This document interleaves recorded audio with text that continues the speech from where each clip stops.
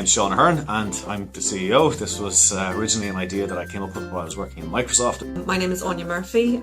Formerly I was Head of Education and Training with eBay Ireland. My name is Diego. I am an IT professional. I've been in the field for 20 years. So in Microsoft I managed the tools and processes of a contract portfolio of outsourcing vendors.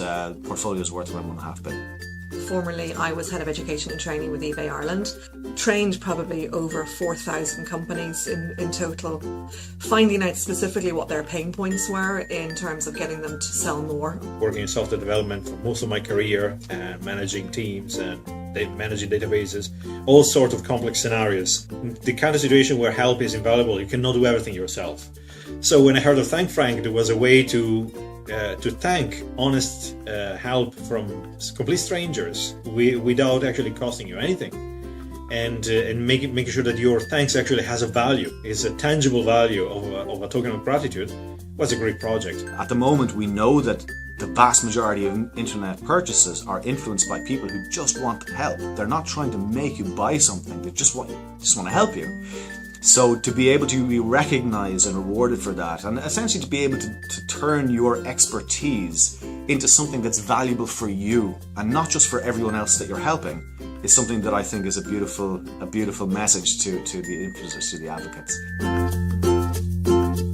ThankFrank is ultimately a way for marketers to get in front of people who are passionate about their product lines. The ease at which the company can see that they are accessing the key people that they need to be accessing online, the ones who are going to brag about their brand, the ones who are going to pioneer to their networks, whatever the message is about that brand. What I really loved about the concept of ThankFrank was that it was giving a real way to access these people, a real way for companies to see the results of their marketing spend across social media platforms and across all social media platforms. There's a huge issue at the moment, and it's a hot topic, with brands being able to validate their return on investment.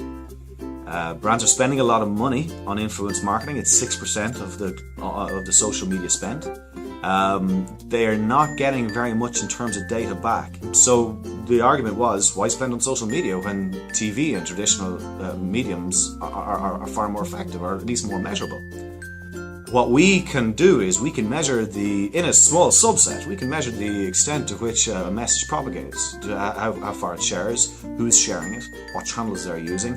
We can collect all of this data, which is completely unavailable to people who are using influence marketing at the moment. So it allows a marketer to be a little bit more comfortable when having that conversation with their CFO or CEO, that their social media spend is actually going to use, and that the acquisition of users is a direct result of that spend.